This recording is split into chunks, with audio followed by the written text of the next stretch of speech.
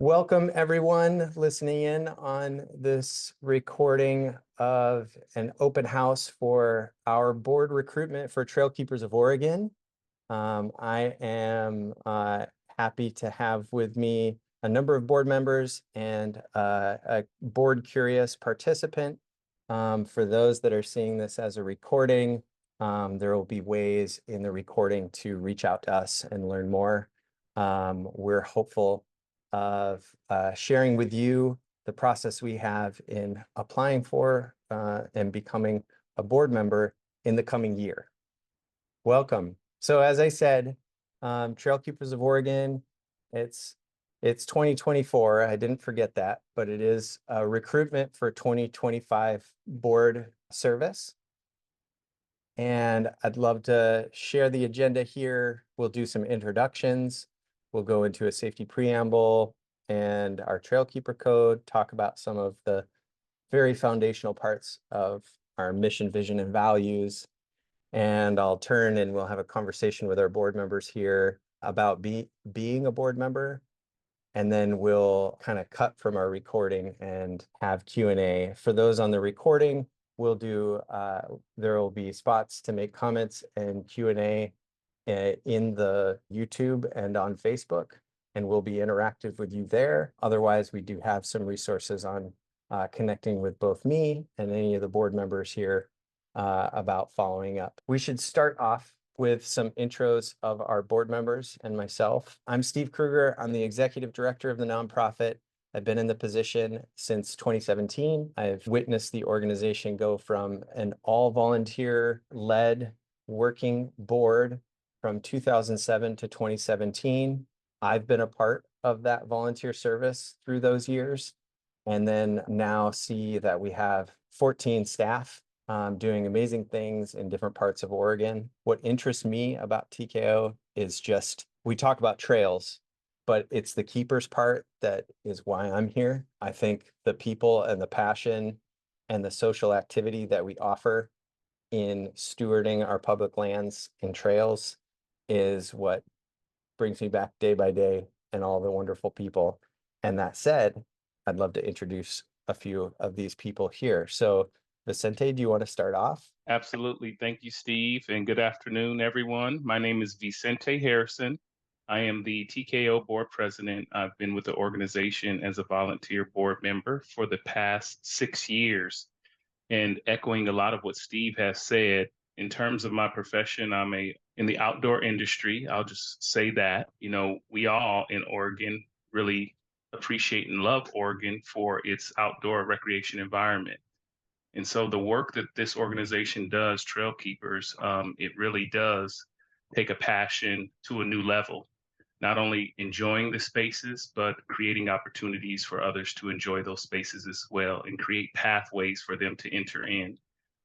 This is a great opportunity for anyone that is really looking to enhance their profession from a standpoint of really getting involved with an organization that is grassroots and statewide to provide services to the entire state of Oregon in a really getting your hands dirty type of way in terms of working with trails, volunteer opportunities, in the myriad of training that TKO does for not only its staff but available to volunteers as well. So I will leave it there. Thank you all for being here, and we hope that you're encouraged to continue to develop your relationship with this organization. I will pass it to Maya next. Thanks, Vicente. And hello, everyone. I am Maya Agarwal, and I am the past president of the TKO board. It means I was president last year. And the reason that I was interested in TKO was that I love the outdoors and I love hiking. But I also know that I also knew that I wanted to do more, and I wanted to give back because I knew about the physical, environmental, and emotional benefits that trails and access to the outdoors provides. And I would like to, I hope that those benefits are available to everybody for generations after I'm gone. And so I was really drawn to the stewardship aspect of TKO, because that's what it's trying to do. It's trying to make sure that these open spaces and these trails are available for generations to come. And I also saw it as a professional development opportunity to learn about the nonprofit world, to learn how nonprofit boards work and how nonprofit organizations work. And I've learned a lot since I joined about 4 years ago. And I'll pass it over to Jessica. Thank you. Hi, I'm Jessica Carrillo Alator. I am a newer board member. I just joined this year. This is my first year. I also serve as the board chair for the Diversity, Equity, Inclusion, and Belonging Committee for Trail Keepers of Oregon. And in my professional work, I'm an executive director for a nonprofit that helps families get outside with their babies and young children. And so I had known about Trail Keepers through some of the work I was doing in other spaces. And I've always been drawn to the way that the organization really centers people at the heart of it, and how we can utilize and support people to really grow their sense of belonging to a place and help them want to take care of it and nurture it.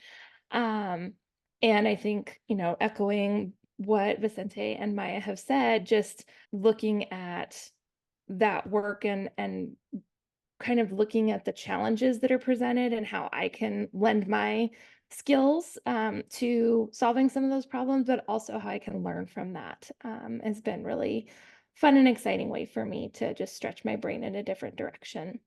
So. Well, all right. I could probably skip the rest of the slides just with those mighty words from all of you. The three of these folks that are on with me are amazing mentors and partners in sharing all that they know of what they bring in parks and rec management, people and engaging people in the outdoors, and just how to work through all of the people part of what we do. I'm just always amazed. So thank you, Maya, Jessica, Vicente, for being here. We do a safety preamble we affectionately call.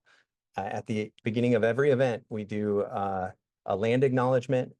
We recognize the history of stewarding these lands from the first peoples all the way to what we are encouraging and trying to promote through our programming. And we want to express gratitude there. And we also want to encourage people to take action to learn more. We have an equity and inclusion statement that basically, says we encourage and respect all folks joining us. And while not everyone feels welcome in the outdoors, we aim to change that by having safe and welcoming experiences and making sure that everyone feels like they belong in these outdoor spaces. So we manage that through, safety being our primary action. And we encourage interrupting any harms, both crunchy, real safety issues to behavioral and unkind speech and behaviors. So the tough caring contract, as we call it, is a way of calling out. So if I say something during this experience, or if anyone else does something unsafe or unwelcoming, each of us are welcome to give feedback to those individuals, including myself, in a thoughtful way, in the sense of feedback is a gift, and that we're all trying to learn and grow. And even to the best of our intentions, we may make a mistake, and we want to learn from those. So during this event, you want to share something on the side that you'd like to, have corrected or bring attention to, great. If afterwards you want to reach out, we're welcoming of that feedback. And like I say, all of this is wrapped around safety and care of people so that they want to come back and they want to be a part of our programming. The other thing I wanted to share, skipped ahead, there we go. The Trail Keeper Code, which is in essence our principles of code of conduct and how we act. And in order of importance, safety, fun, and service, all of these bullets of explaining what those are cover a lot of ground. But it really does go in that order. If we have safe experiences and welcoming, that are fun and engaging, we will get that amazing service and activity done no matter what. So we really abide by that in every experience we have. I will say to my compatriots here, if there's anything that you want to add to any of these, just chime in, but I'll keep on jamming for just a moment. Our mission as an organization is to protect and enhance the Oregon hiking experience. That means on shared use trails and in partnership with conservation efforts. There's a lot of ground that involves the hiking experience. Our programming focuses on stewardship activities towards caring for and maintaining and improving connectivity to special places in the outdoors. And that's done through trail projects with hard hats on and sharp, scary tools that we keep you safe with. But it also is other things like our OregonHikers.org website that is a resource for folks to learn more about getting outdoors, both a forum that you can pose questions to an audience and community of hiking out there in Oregon, to the field guide, which has details of so many amazing hikes to get out and enjoy nature, both near and far, from everything from a city park to way out in the backcountry. We also have our ambassador programming that is both at trailheads, on trail, and even back in the wilderness areas, where we are training and activating volunteers to be a positive resource to visitors at those congested parking areas or out on trails as a resource for hikers who may need support or to answer questions or just emulate the best of leave no trace principles and the hiking experience. So as you can read on the slide, Oregon's trails are a place where people can go to connect with nature and one another. And I kind of made remarks to that sentiment in my introduction. TKO's vision really is to connect people to the outdoors, connect people to spaces that they haven't been, and understand that access to those spaces is just a key to appreciating those experiences. So the vision for TKO to make those connections and making sure those spaces, outdoor spaces, remain accessible and welcoming are a part of the vision of TKO. Steve also mentioned in his previous slide that the safety preamble is a large part of that. That TKO's vision is recognizing that everybody should have access and feel safe to get into the outdoors. So those values are incorporated into the organization, and it's something that we take very seriously in terms of making sure we understand the best we can to incorporate all communities. As Jessica shared in terms of our DEIB efforts, the committee that she chairs now, the belonging component is something that we really are enhancing within TKO, that everybody feels like not only that they're welcome, but they also belong in these spaces, that these natural spaces are good for our health. And the more awareness that we have, the more we can take a proactive steps in terms of preserving them and making sure that our environment remains safe. So this is a part of the TKO vision. I'm sure there's more I could share, but I don't want to take up the whole time because Steve know I can talk for a long time. Well, and that said, part of that is instilling all of our values as an organization. We went through different rounds of brainstorming and identifying what are those, key values. Belonging is one that has come along recently. These quality, inclusion, leadership, appreciation, collaboration have been key along all of what we pursue as far as activating communities, instilling and building training programs for volunteers and professionals, and connecting with visitors of different scenic sites, and ultimately partnering with local, state, and federal lands in a really thoughtful way where funding and the ability to maintain the infrastructure of trail systems across many different landscapes is very difficult to do 100%. And that's where an organization like Trail Keepers comes in. Steve, could I just jump in and add one little Yeah. thing? I just want to share that it's really important what Vicente and Steve have been talking about. It's really meaningful to me because I know that people will only protect what they really care about. And we have these wonderful public open spaces and natural areas. And we want to make sure that they're cared for. Yes, we want to make sure that they're stewarded and cared for, but it's larger than that. It's about outreach to communities. It's about outreach to our partners to make sure that people still care about these places, because if they care about them, they'll protect them. And then for generations, they will be able to reap the benefits of reap the physical, environmental, and emotional benefits of trails. And so I think it's really wonderful that it goes beyond just taking care of the trails, which is important, but it's also managing and stewarding our human relationships. And that, I think, is what makes TKO so great. Back to you, Steve. Thank you so much. So all that wonderful, like 30,000 foot, like big stuff about trail keepers and what we're intending to do. Like, let's get down to it. Like board service. Board service is something that for some who have never done it or feel as though you've heard of like being on a board, volunteering as a board member, but never had the experience. I did want to share that on our website. This is on our About Us web page, which when you click on at the top of our webpage of Trail Keepers of Oregon, down here is job and board opportunities.